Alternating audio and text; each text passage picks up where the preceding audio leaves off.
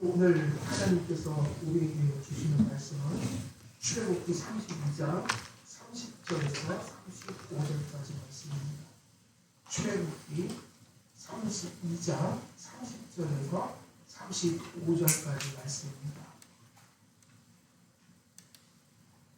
32장 30절에서 35절 제가 봉독해 드리도록 하겠습니다. 이튿날 모세가 백성에게 이르되 너희가 큰 죄를 범하였도다. 내가 이제 여호와께로 올라가노니 혹 너희를 위하여 속죄가 될까 하노라 하고 모세가 여호와께로 다시 나아가 여짜오되 슬프도소이다. 이 백성이 자기들을 위하여 금신을 만들었사오니 큰 죄를 범하였나이다. 그러나 이제 그들의 죄를 사하시옵소서. 그렇지 아니하시오면 원하건대 주께서 기록하신 책에서 내 이름을 지워버려 주옵소서. 여호와께서 모세에게 이르시되 누구든지 내게 범죄하면 내가 내 책에서 그를 지워버리리라. 이제 가서 내가 내게 말한 곳으로 백성을 인도하라. 내 사자가 내 앞서 가리라. 그러나 내가 보응할 날에는 그들의 죄를 보응하리라. 여호와께서 백성을 치시니 이는 그들이 아론이 만든 바 그 송아지를 만들었습니다. 아멘. 오늘 32장 30절에서 35절까지 말씀, 우리가 지난 시간에 사실 본문을 설교하지 않고 우리가 본문을 이해하기 위해서 지나간 본문들을 잘 정리하기 위해서 교리적인 얘기를 좀 드렸는데 오늘은 이제 본문으로 들어가서 말씀을 살펴보도록 하도록 하겠습니다. 우리가 모세는 그 이전에 우상숭배한 백성들을 위해서 사실은 중보기도를 한 바가 있어요. 그죠? 그래서 오늘 나온 그 중보기도는 지금 몇 번째 중보기도죠? 두 번째 중보기도예요. 그래서 원래는 그 십계명 받으면서 1차적으로 중보기도했고 그 다음에 두 번째 중보기도를 하러 올라가는 장면이 오늘 본문의 바로 말씀입니다. 그래서 모세는 이스라엘의 용서를 위해 또 기도하러 산으로 올라갔고 또 그리스도의 모형이 돼서 그리스도처럼 그 백성들을 위해서 중보했습니다. 중보의 효과가 있어서 하나님께서 범죄한 이스라엘에게 처음 중보를 드렸을 때 사실은 진멸하겠다라고 말씀하셨는데 화를 내리지 않으셨어요. 하나님께서 화를 내리시지 않으셨어요. 사실은 이것도 큰 은혜였어요. 죄의 삭은 사망이고 원래 죄를 지면 진멸을 당하는 게 원리적으로 맞는 것이다. 그러나 하나님께서 택하심이 있었고 하나님의 은혜 언약의 약속이 있었고 그들을 향한 용서가 있었다. 그래서 그들을 진멸하지 않기로 하셨다. 하나님께서.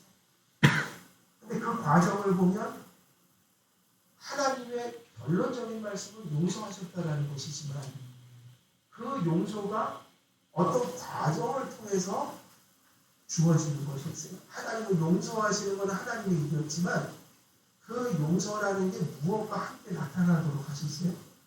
항상 용서라는 것은 죄가 있음에도 불구하고 그 죄의 죄책을 묻지 않는 것이거든요. 용서하는 것은 책임을 묻지 않고 형벌을 가하지 않고 법적으로 보면 사면을 해버리는 거지만 하나님은 언제나 그들의 부패함을 용서하시는 것과 함께 고쳐주시는 하나님입니다. 그래서 하나님의 용서는 하나님 편에서는 단번에 주신 거지만 이스라엘 백성이 그 용서를 누리고 있지만 어떤 과정 속에서 그 용서를 계속 확신하며 가는 거예요. 회개하고 징계도 받고 깨닫고 느끼고 다시 한번 깨닫고 회개하고 전향하고 이런 과정을 이스라엘 백성들에게 성령을 통해서 주시면서 하나님의 용서가 임하고 있다. 선택받은 이스라엘 민족과 공동체를 진멸하지 않겠다고 약속을 받았어요. 그래서 사실은 내려와서 신앙 없는 자들, 곧 끝까지 회개하지 않는 사람들의 소수가 레위인들의 칼에 죽임을 당했고, 그래서 진멸하지 않겠다라고 하셨고, 근데 진멸하지 않겠다라는 하나님의 약속은 어떤 식으로 이루어졌냐면 하나님의 공의를 타협하거나 버리는 게 아니라 끝까지 회개할 수 있는 기회를 주고 또 그들로 하여금 충분히 깨달을 수 있는 방식으로 그들을 다루시면서 그럼에도 불구하고 회개치 않고 하나님의 신앙을 부패시킨 채로 그대로 있으려고 고집하며 의지하는 사람들을 권징함으로써 공동체를 버리는 게 아니라 공동체를 정화시키는 방법으로 그 백성들을 유지했다는 얘기예요. 그래서 하나님이 교회를 향해서도 늘 용서하시고 그 교회를 보존하신다는 얘기가 교회에 권징이 없거나 징계가 없거나 그런 것이 없다는 얘기는 아니에요. 끊임없이 하나님의 교회는 회개하지 않는 자들을 권징했어요. 언제나 구약도 신약도 종교개혁 시대에도 범죄에 해당하고 공공연한 죄를 지으면서 회개하지 않는 자들을 끝까지 회개하지 않으면 출교했던 거예요. 권징은 언제나 있어야 돼요. 근데 그것도 역시 하나님이 교회를 향한 사랑이었어요. 왜냐하면 그렇게 함으로 교회를 보존하는 방식이었던 거예요. 그래서 3,000명의 회개하지 않는 자들을 레위인들의 칼로 죽였습니다. 그래서 일종의 공적인 치리를 가했던 것이죠. 하나님의 용서가 이런 책망과 징계와 깨우침과 회개와 그리고 끝까지 회개치 않는 자들을 격리시킴으로 인해서 교회를 정화시키는 일들과 함께 용서가 확인되고 가고 있는 거죠. 그래서 하나님의 용서는 분명하지만 용서를 누리는 길은 무엇일까요? 무엇과 함께 가는 거예요? 회개와 같이 가는 거예요. 그래서 한국교회가 지금 좀 헷갈려하고 있는 게 시각적으로 그리고 이신칭의를 부정하는 자들이 있어요. 우리의 구원이 우리의 행위나 심지어는 우리가 회개했기 때문에 구원받는 그게 아니죠. 그리스도의 공로로 은혜로 하나님의 일방적인 용서와 믿음으로 받는 칭의로 구원을 받는 거예요. 그런데 하나님의 구원을 하신 자들을 그 시궁창 속에서 계속 뒹굴게 하실 리가 없겠죠? 그죠? 죽을 때까지 완전하진 않아도 하나님의 복음이 들어가면 이게 정상인 거예요. 개인의 삶이 바뀌게 됩니다. 용서가 있는 곳에 변화가 일어난단 말이에요. 그러니까 이렇게 말하는 게 맞아요. 하나님의 값없는 오직 예수의 공로로 피공로로 내가 씻겨지고 용서받는 그 인식이 들어올 때 우리는 거룩하게 살 수 있는 힘을 얻게 돼요. 성령님이 그곳에 충만하십니다. 그래서 여러분 용서하시고 칭의하시는 십자가 속에만 무엇이 있을까요? 그 십자가 속에만 성령의 충만함이 나타나는 거예요. 그래서 삶의 변화는 용서로부터 오는 거예요. 우리가 관계도 똑같지 않나요? 누군가의 사이가 안 좋아졌어요. 그래서 사이가 안 좋아지고 관계가 깨지면 관계의 어떤 서로의 영향력이 사랑의 영향력이 전달될 수 있어요? 없어요? 관계가 깨지면 사랑할 수가 없어요. 이해되세요? 관계의 힘은 사랑이라고 부르는데 관계가 깨지면 서로 사랑을 하지 못해요. 사랑의 행위도 안 되고 말도 안 나오고 마음도 나눌 수가 없어요. 근데 언제 그게 되면 서로가 용서할 때, 화해할 때. 그래서 신학의 용어들이 다 똑같아요. 용서, 화해 똑같이 써요. 인간관계에서 쓰는 용어들. 예수님의 속죄를 뭐라고 부르죠? 리컨실레이션, 화해라고 부르잖아요. 예수께서 공로를 전가하셔서 하나님이 우리의 죄를 다 용서해 주시는 거예요. 죄책을 제거해버리고 의인처럼 여겨주시는 거예요. 그럼 그 화목이 되면 하나님이 우리에게 다가올 수 있고 우리가 누구에게 다가가요? 하나님께 다가가서 뭔가를 받을 수가 있어요.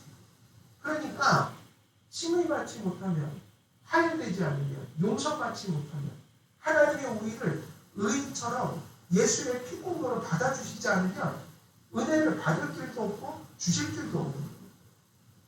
그래서 기독교는 이심층의 오직 믿음으로 그리스도의 공로 때문에 우리가 용서받고 하나님의 자녀가 된다. 그리고 성화를 가르친단 말이에요. 그럼 화목이 됐어요.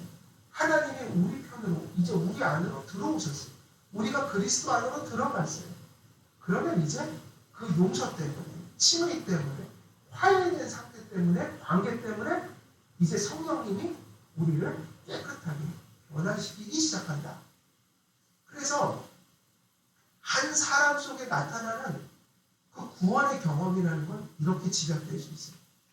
예수가 나같이 구원받을 자격이 없는 자를, 그리고 구원의 가능성도 없는 자를 은혜로 구원해 주셨다는 걸 인식하는 순간에 성령이 그 회복된 관계를 통해서 구원을 깨우쳐 주시고 그 구원을 동참케 하실 때 우리 속에서 일어나는 바로 그 용서가 일으키는 그 정서가 뭐겠습니까? 그게 감사죠. 하나님, 나 같은 죄인을, 이 더러운 죄인을 다시 한번 하나님의 자녀로 살아갈 수 있도록 그렇게 은혜를 베푸신 것. 이 삶이 너무 소중해서 하나님, 저 죄 짓지 않고 살고지. 예수님이 피까지 흘리면서 이렇게 건져주는데 제가 이렇게 죄 짓고 살 수 없지 않습니까? 이런 마음을 막 일으키는 거예요. 그러니까 예수님께 용서를 받았다고 하면서 회개와 하나님 앞에 거룩하게 살고자 하는 의욕 자체가 전혀 없다. 그러면 그거를 어떻게 해야 될까요? 그렇지. 복음을 다시 결심해. 사실은 그건 복음을 바로 받은 적이 없는 사람의 모습이에요. 연약할 수는 있어요. 근데 연약한 거하고 없는 건 다른 거예요. 여러분, 화초를 집에서 심어보면 농사 짓는 분들처럼 우리가 방울토마토나 이런 걸 재미로 심어보면 그렇게 농사 짓는 분들처럼 나오지 않아요. 그죠? 집에 또 화분에다 보고 심었다 뭐가 그렇게 나오겠어. 그래도 그것도 생명이라고 뭐가 이렇게 하나씩 했지. 방울토마토 하나가 맺혀요. 농사 짓는 분들처럼 못해요. 그분들은 노하우가 있어서 한 그룹에서 주렁주렁 열리게 그래도 하나 열리더라도 그게 하나가 열리면 우리는 뭐라고 그러죠? 야, 이거 토마토다 이거. 그리고 되게 좋아해요. 두세 개 이렇게 대롱대롱 그것도 좋고 씻어갖고 또 먹어요. 씻으니까 내지서 그게 뭐 생명이에요. 기뻐.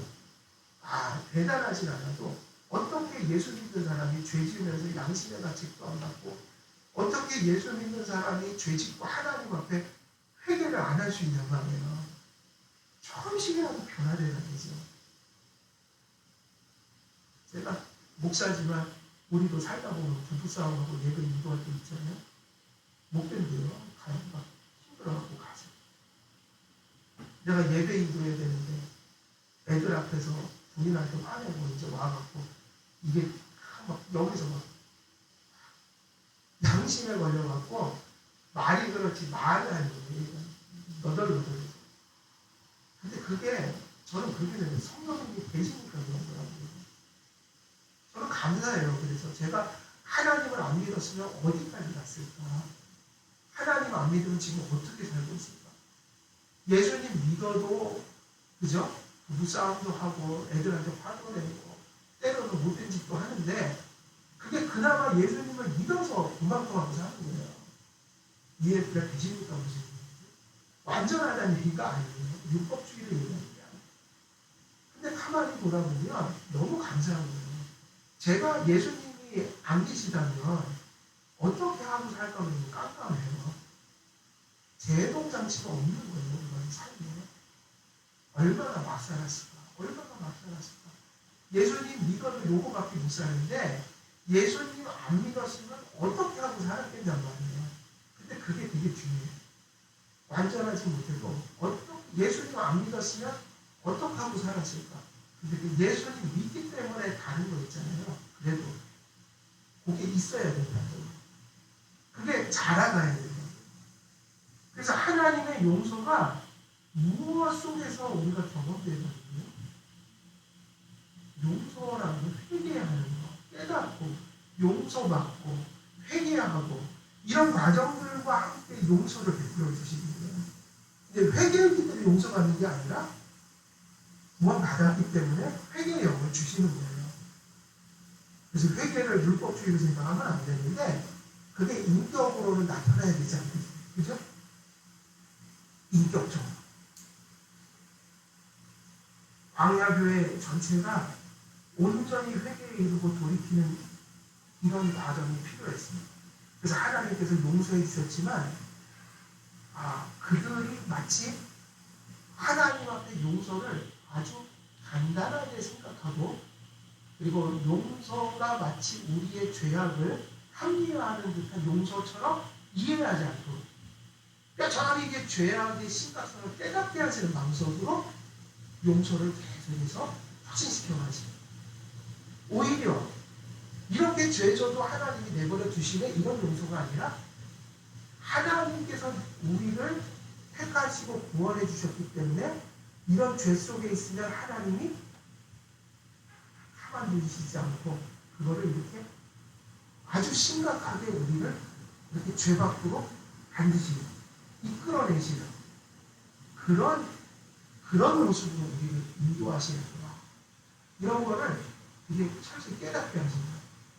이거 차이를 아시겠어요? 죄를 합리화하는 복음이 아니라 하나님이 철저히 죄로부터 우리를 이렇게 이끌어내시는 방식으로 우리를 구원하셨구나. 하나님의 용서는 죄 속에서 뒹굴게 하는 복음이 아니라 죄 속에서 빠져나오도록 하는 복음이구나. 우리를 용서하신 목적은 거룩하게 하기 위해서였구나. 이런 것을 용서 속에서 함께 바라보도록 하세요. 인생은 우리가 생각하는 것보다 완악해요. 여러분, 우리가 조심해야 될 것이 개혁교회를 한다는 교회들이 우리들처럼 개혁주의를 추구하는 교회들이 항상 착각에 빠지는 겁니다. 우리가 고백하는 거, 우리가 전하는 말씀들은 항상 하나님의 말씀에 어떻게 하든지 하나님의 말씀을 말씀대로 전하려고 하는 그런 특징들을 개혁교회가 가지고 있지만 그것은 하나님의 말씀이 완전한 것이지 그 말씀을 듣거나 전하는 우리들이 완전한 건 아니에요. 그 착각하면 큰일 나요. 개혁교회가 그렇게 말씀대로 하려고 하는 것은 오히려 반대예요. 왜 그렇게 하나님의 말씀을 똑바로 전하려고 합니까? 왜 그렇게 교리를 강조합니까? 왜 그렇게 장로교의 질서라는 것을 강조합니까? 그것은 잘못 이해하면 우리가 그런 걸 하기 때문에 우리가 대단한 사람들처럼 여길 위험이 있어요. 근데 그게 그러면 큰일 나요. 왜냐하면 고침을 받을 수가 없어요. 그게 아니라 정반대예요. 왜 그렇게 말씀이 절실하고 왜 그렇게 교리를 배워야 하고 왜 그렇게 교회가 질서가 세워져야만 하느냐? 우리가 몹시도 죄인이기 때문에 그것이 필요하기 때문이에요. 이해되세요? 개혁교회가 그렇게 말씀을 강조하고 진리를 강조하는 것은 우리가 그 진리가 없이는 넘어질 수밖에 없는 존재라는 것을 분명히 인식하기 때문에 하나님 말씀을 똑바로 전해야 되고 배워야 되고 교회가 질서라는 것 속에서 가야 한다. 왜 그런가? 우리 모두 죄인이기 때문에. 반대죠. 개혁주의를 열심히 추구하는 것은 우리가 부족하기 때문인 거예요. 이해되세요? 우리가 다 됐거나 대단하거나 의롭거나 그런 것이 아니라 누구보다도 우리는 예수님의 은혜가 절실한 것을 알기 때문에 하나님의 은혜를 받기 위해서는 말씀과 교리와 교회의 질서가 세워져야 하기 때문에 우리는 개혁주의를 추구합니다. 그러니까 개혁주의를 그토록 열심히 추구하는 그 모습이 성경적이냐 아니냐는 어디서부터 오냐면 가난한 마음, 겸손. 겸손은 내가 높은 데 맞다고 생각하는 게 아니라 정직함이 겸손이에요. 정직함. 그 겸손이 뭐냐면 하나님 앞에 죄인인 걸 아는 거기서부터 개혁주의가 시작됩니다. 그래서 개혁주의 신앙은 겸손하지. 왜냐하면 최고의 겸손이에요. 도덕적인 겸손이 아니라 우리가 하나님 앞에 참으로 주님의 은혜가 아니면 당장에 죽을 수밖에 없는 그런 죄입니다. 그래서 개혁 신학은 철저히 추구해야 되는데 왜 추구하냐고 물으면 답할 수 있죠. 우리가 죄인이기 부족하기 때문에. 그래서 하나라도 배워야 하고 붙들어야 하고 또 부패성을 가지고 있기 때문에 바로 배워야 합니다. 성경대로 말씀을 배워야 합니다. 그래서 이런 인식들이요 오늘날 원죄에 대한 인식이 되게 절실해졌어요. 사람들이 자기가 죄인인 것을 잘 느끼지 못하는 시대가 왔어요. 회개도 없어요. 왜 그런가 그랬는데 사람들은 이제 원죄의 교리들이 희미해졌다. 사람들의 가슴속. 그리스도인들의 가슴 속에도 원죄라는 게 용어로는 남아있지만 경건 속의 원죄에 대한 그런 분명한 확신과 인식이 상당히 큰. 그래서 어떤 분들은 그래요. 내가 요즘 잘못하는 것도 없는데 왜 이렇게 회개하라고 그래? 모르겠다. 근데 내가 생각해보면 아까 그 얘기 했잖아요. 여러분 교회라고 해서 죄가 일어나지 않는 게 아니거든요.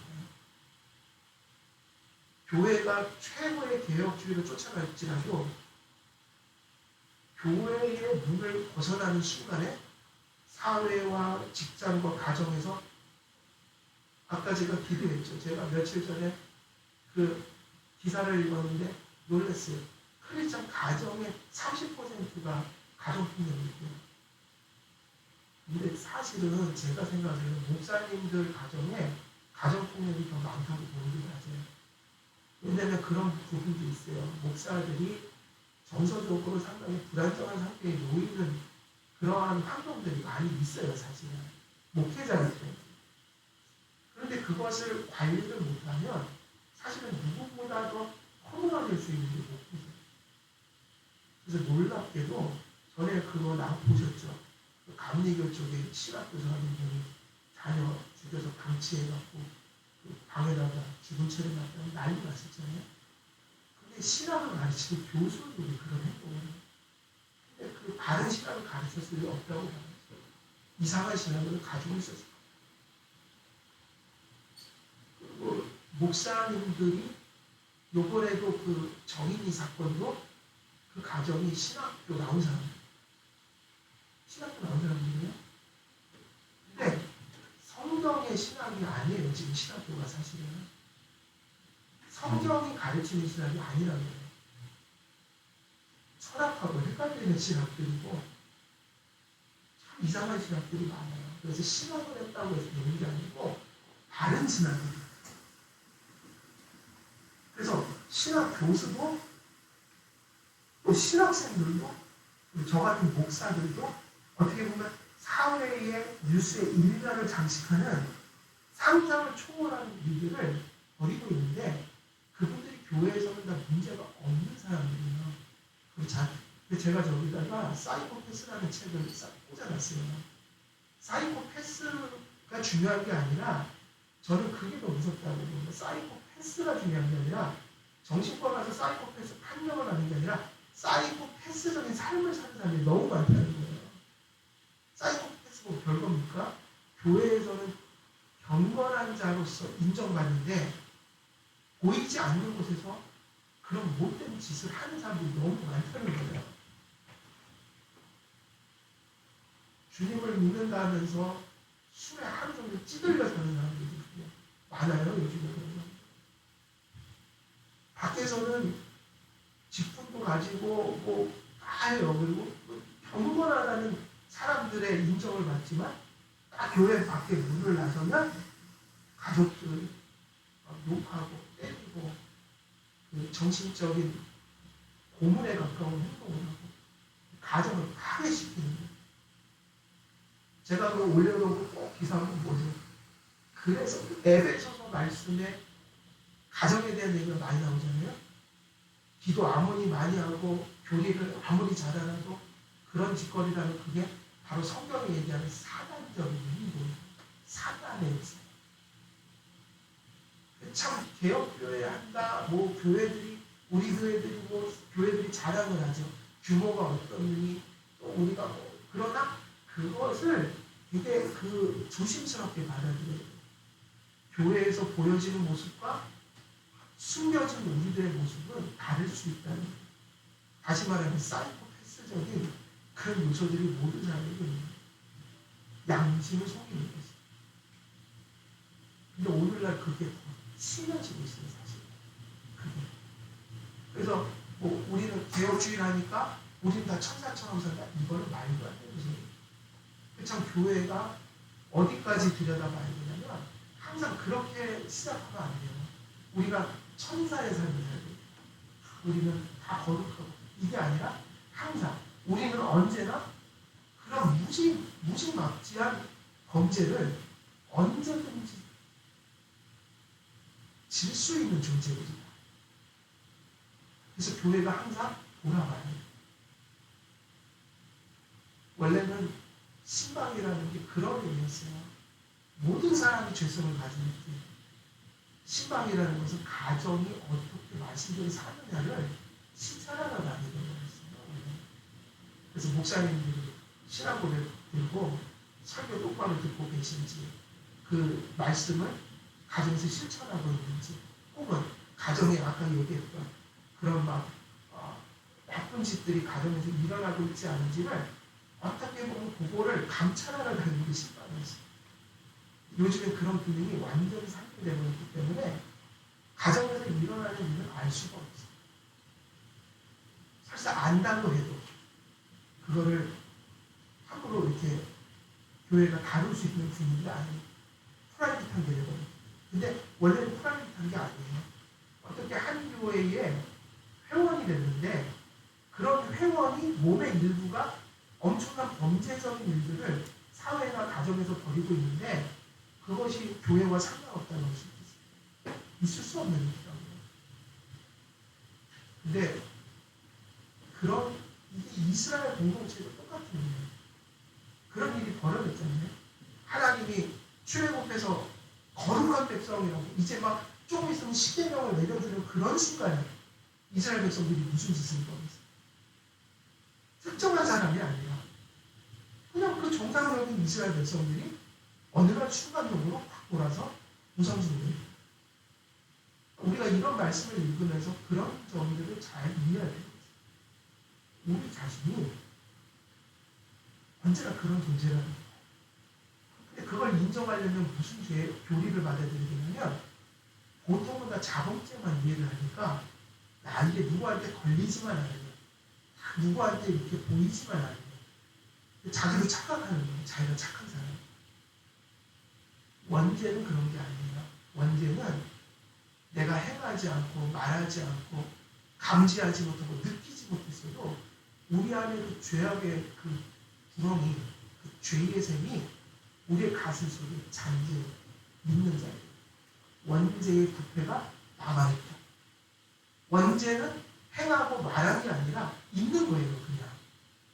자범죄는 거기서 나온 것일 뿐이죠.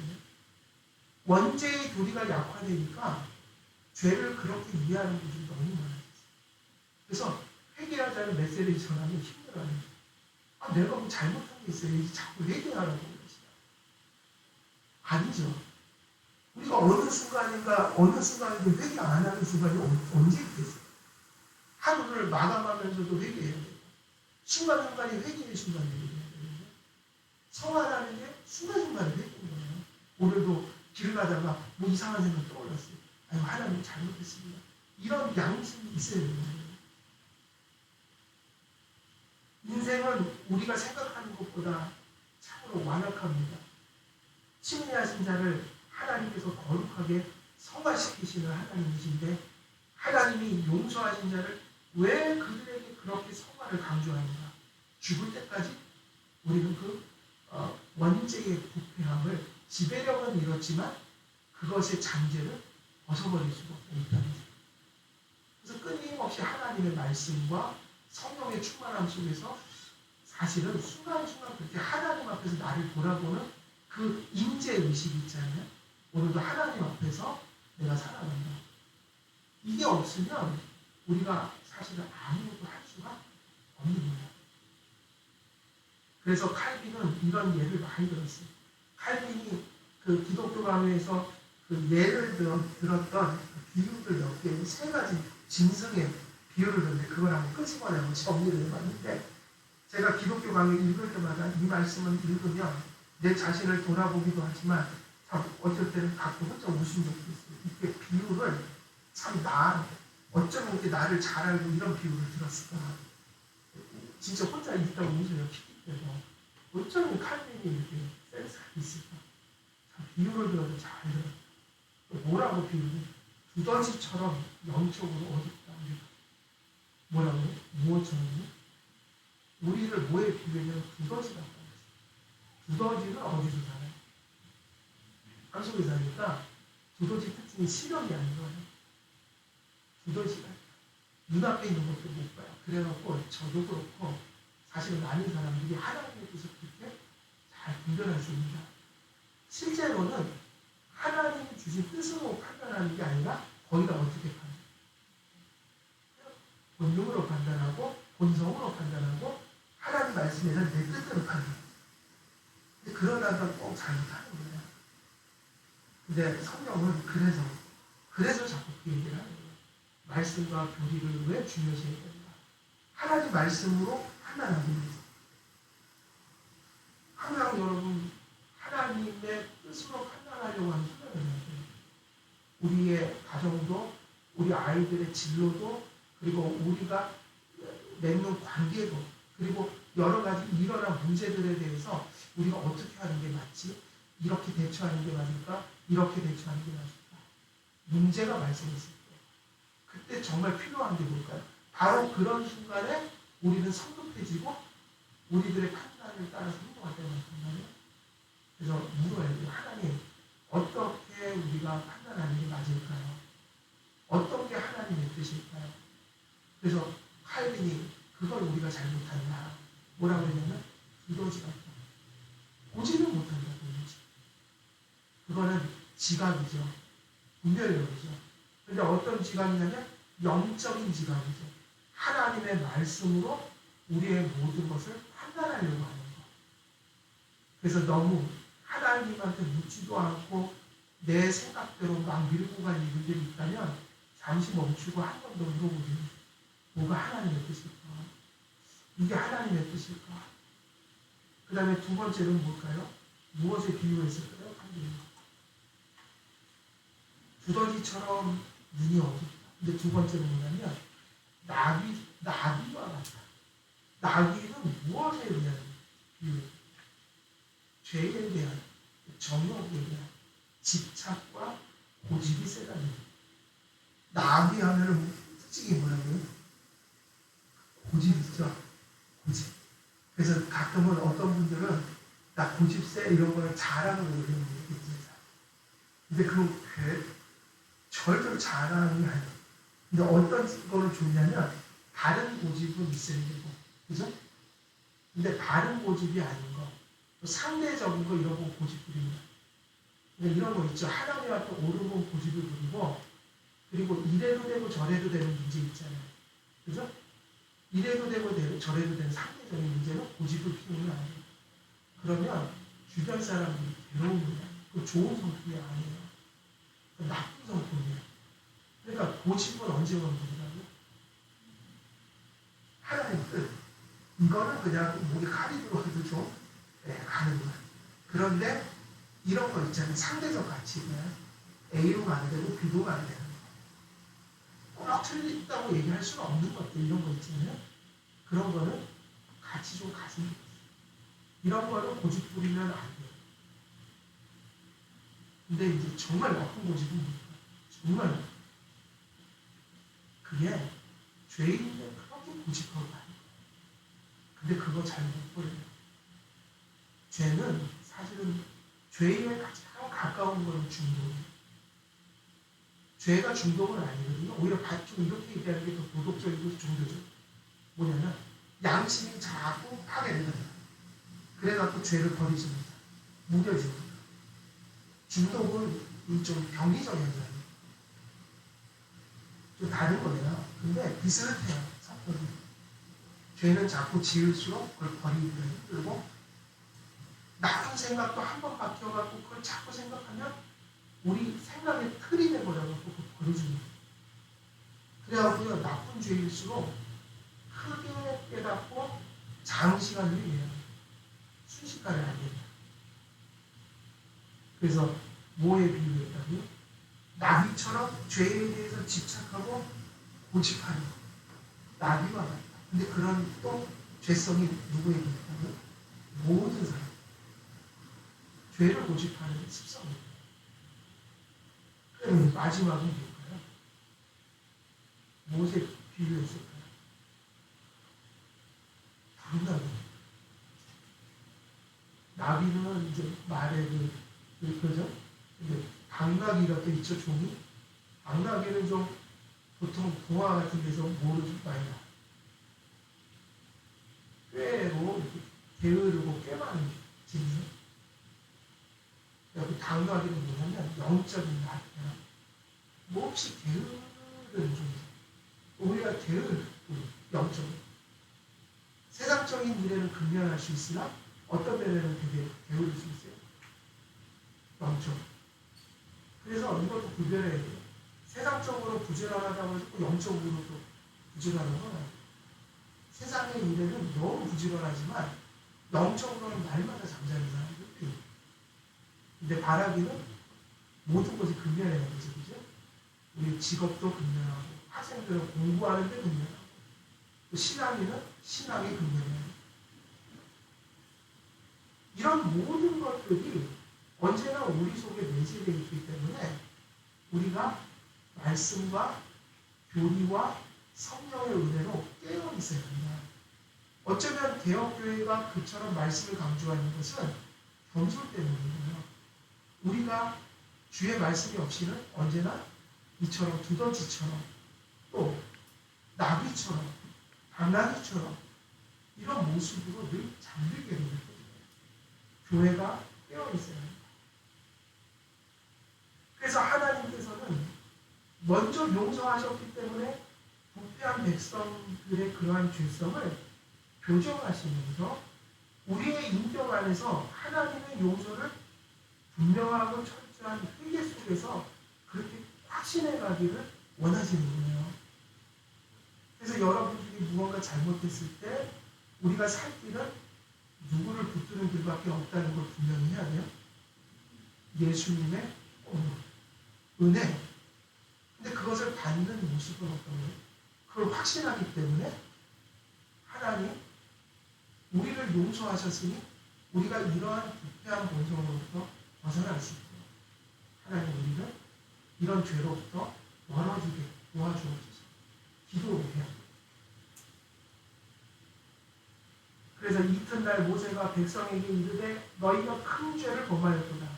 내가 이제 여호와께로 올라가노니 혹 너희를 위하여 속죄가 될까 하노라.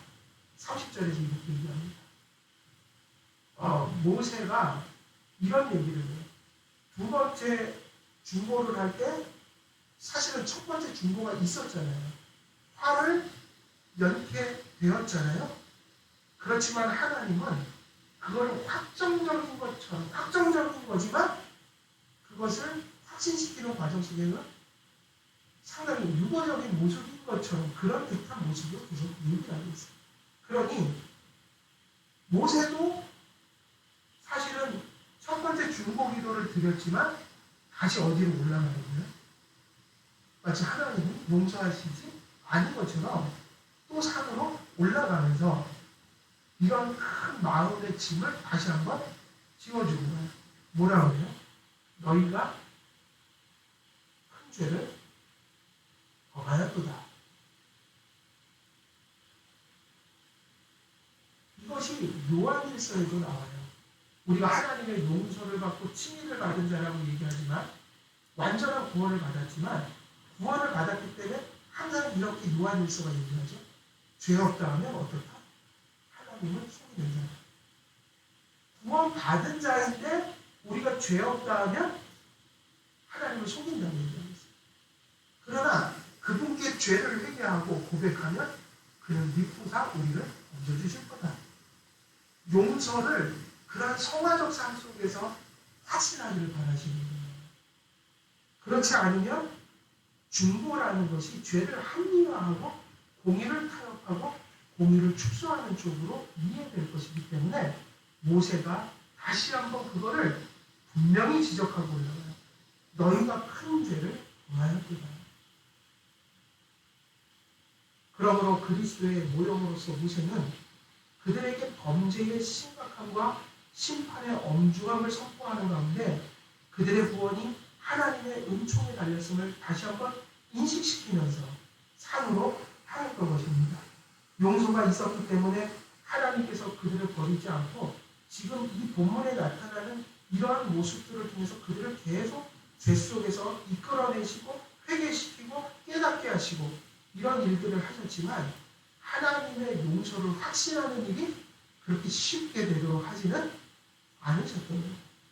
네. 이스라엘 백성은 하나님의 용서를 철저한 회개와 돌이킴 속에서 또 그들의 죄를 교정하는 가운데 인식해야 했기에 하나님께서는 용서의 확정을 과정을 통해 확신시키며 나가시려 했던 것이죠. 그러므로 첫 번째 중보에서는 곧 이스라엘을 진멸하지 않겠다고 말씀하시고 용서를 확정적으로 공표하시진 않았습니다. 그러므로 하나님께서는 그들을 용서하시고 고치시는 하나님으로 범죄한 이스라엘 가운데 개입하시고 역사하시고 계시지만 이스라엘 백성들은 그 용서를 죄를 분명히 인정하고 깨닫고 또 그러한 깨달음 속에서 자기 자신에 대한 어떤 절망을 느끼면서 그런 모습으로 은총을 받고 의지하고 수용하기를 하나님께서 원하셨던 것이다. 그래서 하나님의 공의에 대한 그 두려움과 회개의 과정에서 오는 번뇌 속에서 또 모세는 이스라엘 백성들의 그런 용서들을 더 온전한 모습으로 확신시키는 어떤 그런 과정적인 의미에서 또 중보하기 위하여 산에 올라가는 모습을 또 보여주고 있는 거예요. 그래서 모세도 백성들도 어떤 두려움에 휩싸일 수 있었지만 하나님 편에서 보면 그들을 용서하신 거예요.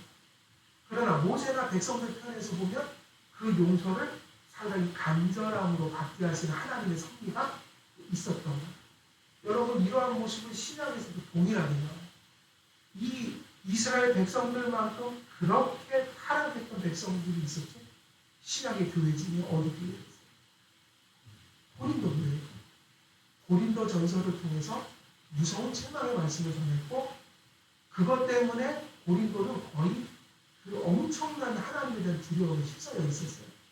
그때 고린도 후서를 써서 바울이 말씀을 전하죠.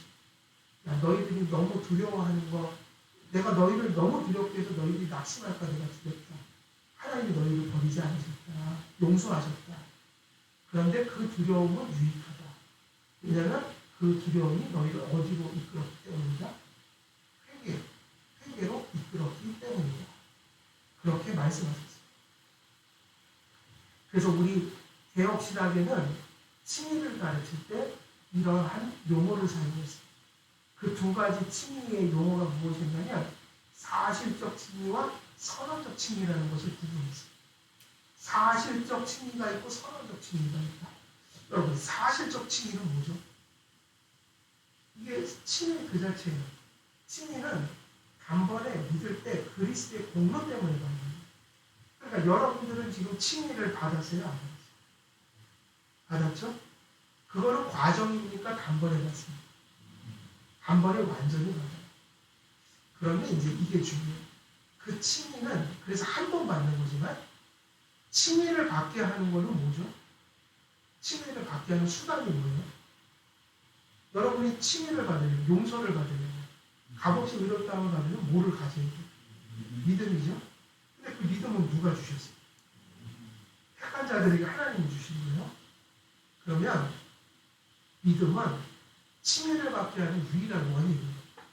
믿음으로 칭의를 받는다. 그런데 그 믿음이 내 안에 있다면 칭의하는 믿음이 있다면 그 믿음은 또 뭐를 낳게 하는 믿음이에요? 그 믿음이 무엇을 낳게 하는 칭의로 주지만 우리한테 용서받게 하지만 우리를 거룩하게 만드는 믿음이기도 하잖아요. 성화시키는 믿음이죠. 우리가 성화되는 것도 믿음으로 성화되잖아요. 그러면 이제 이렇게 가는 거죠. 칭의를 내가 받았어요. 그거는 단번에 완전히 받은 거예요. 근데 그 칭의가 믿음으로 받는 거잖아요. 그러면 그 믿음이 있다는 것이 칭의받은 증거예요. 근데 이 믿음을 또 무엇이 자꾸만 증거해줘요? 당신의 믿음이 진실한 겁니다. 아, 정말 당신 안에 믿음이 있습니다. 이것이 무엇을 통해서 자꾸 그 성화예요. 나를 칭의한 믿음이 맞는데 이 믿음은 반드시 성화로 났기 때문에 우리가 살아가는 성화는 단번에 이루는 게 아니라 어떻게 이루어요? 과정적으로 이루죠. 그리고 우리가 삶을 살면서 잘못할 때도 있지만 또 회개하고 그래서 우리의 그 모든 성화라는 것이 회개라는 것이 그게 또한 무엇이 낳는 회개고 성화고 열매는 그것은 우리의 본성에서 나오는 게 아니라 우리의 믿음이 나온 것이다. 믿음으로 이룬 것이다.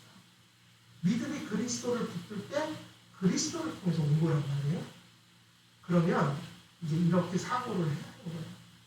내가 칭의를 받았지만 성도들은 그 단번에 완전히 받은 칭의를 하나님께 계속해서 인정받는 일들이 나타나요. 언제냐면 내 믿음으로 칭의를 이루었기 때문에 그 믿음이 있다는 것이 칭의의 확실성을 가르치기 때문에 이 믿음이 칭의만이 아니라 또 뭐를 낳는다고요? 성화와 열매, 회개를 갖죠? 그럼 여러분이 살다가 회개의 열매를 맺었어요. 그러면 그 회개의 열매가 무엇이 있다는 증거예요? 믿음. 그리고 또 여러분이 이웃을 사랑했어요. 그럼 이웃을 사랑하면 그 이웃 사랑은 믿음으로 나오는 거기 때문에 그 이웃 사랑이 단지 도덕이 아니라 여러분 안에 무엇이 있는 걸 또 가르쳐주는 거예요. 믿음. 그래서 여러분이 열매를 맺을 때마다 하나님이 뭐라고 하시냐면 야, 네가 오늘도 사랑하면서 살았구나. 네가 오늘도 하나님 앞에 거룩한 열매를 맺었구나. 그리고 또 설사 여러분이 또 넘어졌더라도 아, 너희가 또 오늘 이렇게 회개 열매를 맺었구나. 그러면서 무엇을 인정해 주시는 거예요? 바로 그 열매를 통해서 그 열매를 낳은 무엇이 있다는 것을 인정해 주시는 거예요. 우리들 안에 믿음입니다.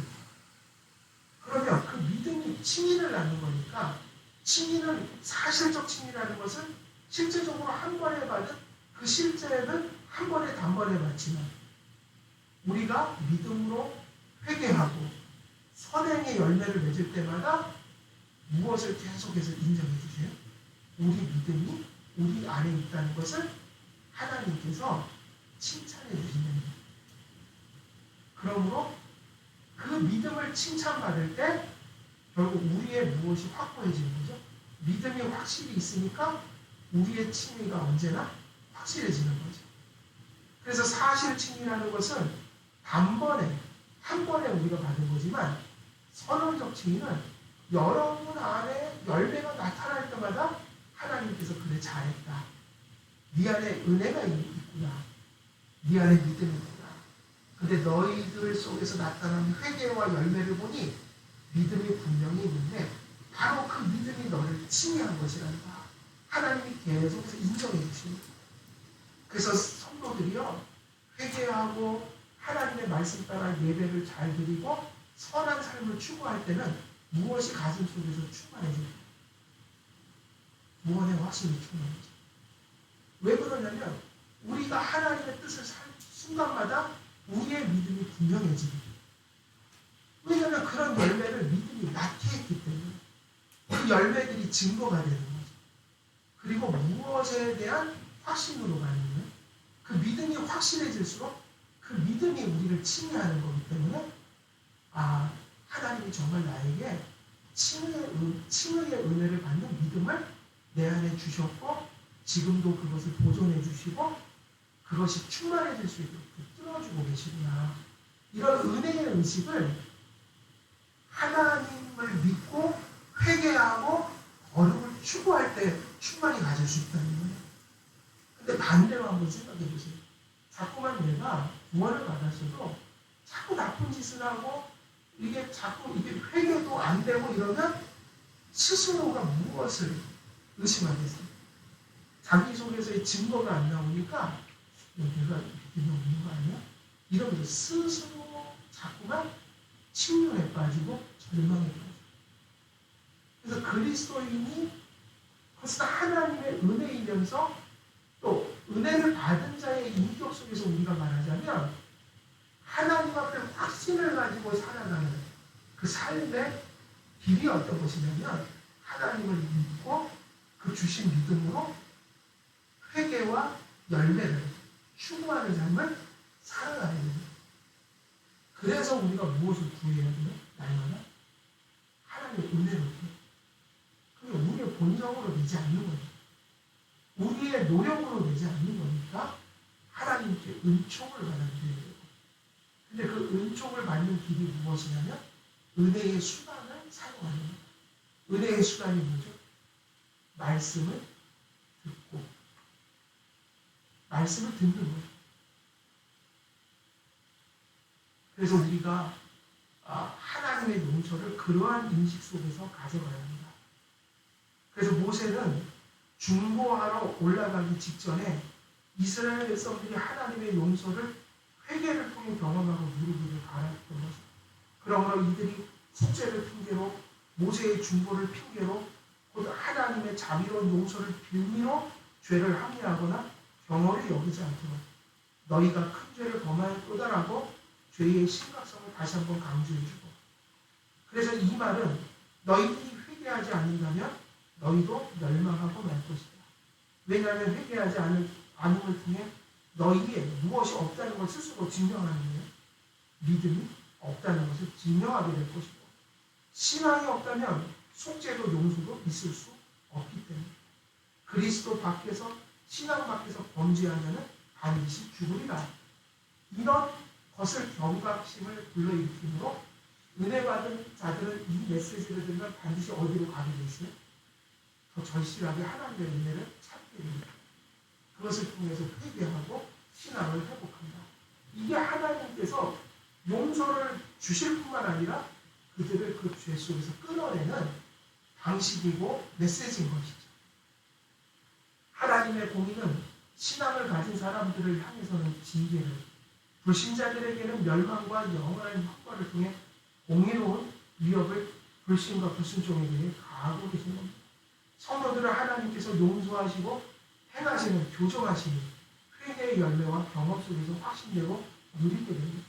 그러므로 예수님께서는 하나님 나라가 가까웠으니 어떻게 하라고 했죠? 믿고 회개하라고 했다. 그래서 구원받은 자 안에서 이것이 인과적으로는 침해의 토대에 의해서 성화가 이루어지지만 한 그리스도인의 그 경험 속에서 회심의 경험 또 성화의 경험 속에서는 언제나 용서와 또 회개와 또 거룩하게 변화되어가는 것이 같이 경험입니다. 언제나 같이. 그래서 이 말씀들을 우리가 우리 그리스도인의 생활의 경험 속에 또 생활의 실제 속에서 이 의식을 우리가 터득해요. 이것을 믿고 경험하는 일들이 있어요. 그래서 항상 오늘은 말씀을 마무리하면 무엇과 무엇이 함께 나타나야 되거든요. 칭의와 성화가, 그리고 하나님 앞에 용서받으니 우리가 죄로부터 회개하고 돌이키는 변화와 함께 같이 경험해요. 그러나 교리적으로 보면 항상 무슨 토대 없이는 성화가 일어날 수가 없는 거예요. 믿음으로 받은 칭의를 통하지 않고는 절대로 성화의 은총을 받을 수 없어요.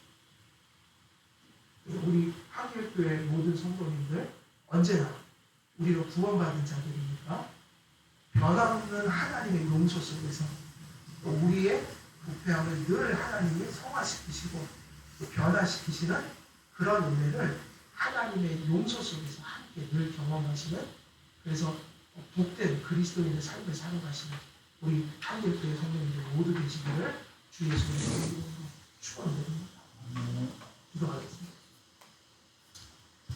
살아계신 하나님 아버지, 오늘도 본문 말씀을 통하여서 우리를 칭의하시며 성화하시는 하나님의 사역과 그 섭리가 어떤 모습으로 성도들에게 임하는지를 함께 나누었습니다.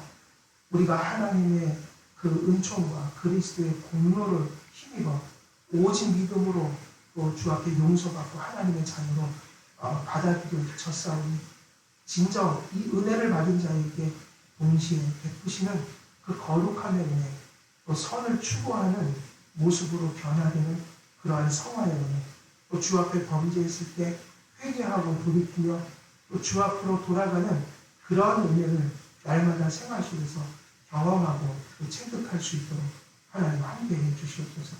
감사드리옵고 우리 주 예수 그리스도의 이름으로 기도드리옵나이다. 아멘. 찬송가 300 1장 보겠습니다.